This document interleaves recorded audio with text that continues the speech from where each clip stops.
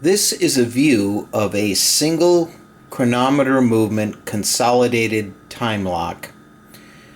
It is partially disassembled so that we can see the inside.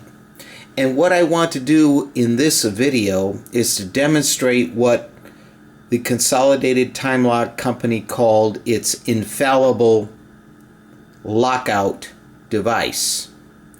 Now, since the Hall company and its successor Consolidated used in many of their applications a single movement time lock, there was the very real possibility that the movement may become deranged and stop working.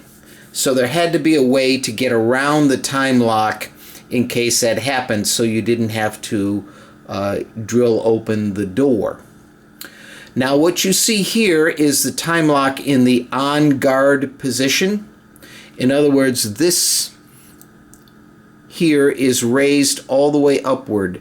This little hole here would have been attached to the fence in the combination lock upon which this would have been mounted, and that would hold the fence up and away from the gates so that even if the right combination had been dialed in, you would not be able to open the safe.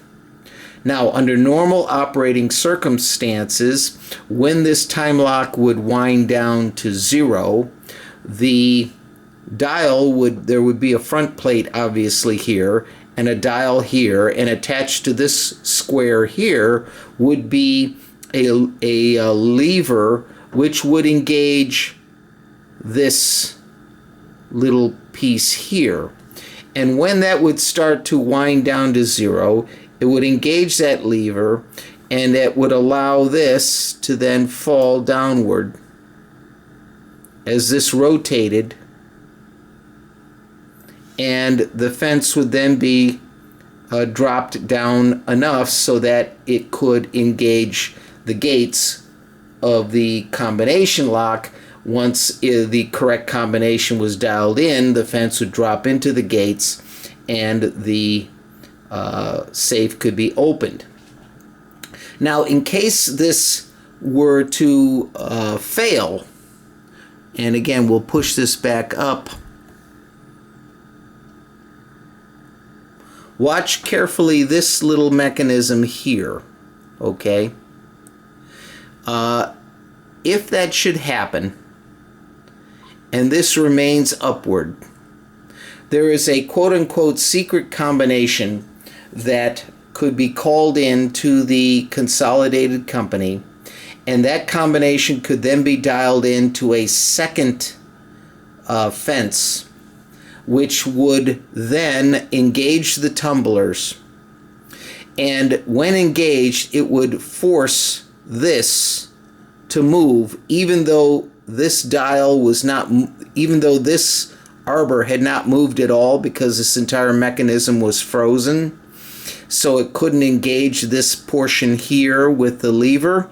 It would internally force this to move thusly, and that would allow this to drop. Now, what has now happened though is that this has moved further than it normally would if being released by the time lock under normal operating circumstances. And so what now happens is this little lever that you saw earlier, this little hook, is now engaged on this contrite wheel. So if I push this a little bit, you can see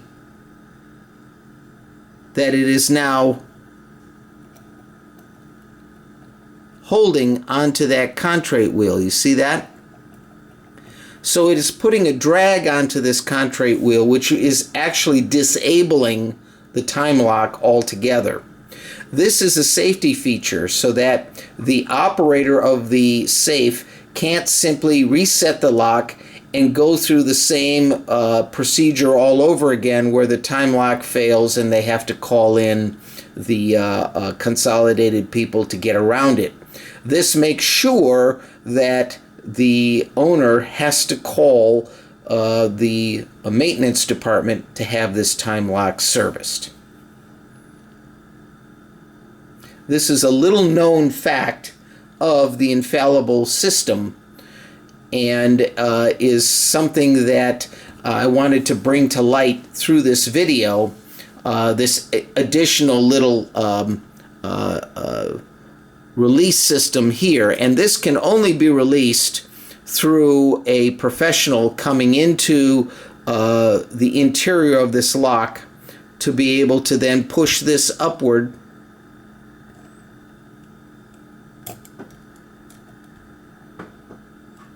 and thus release this contrite wheel so that the time lock can function normally.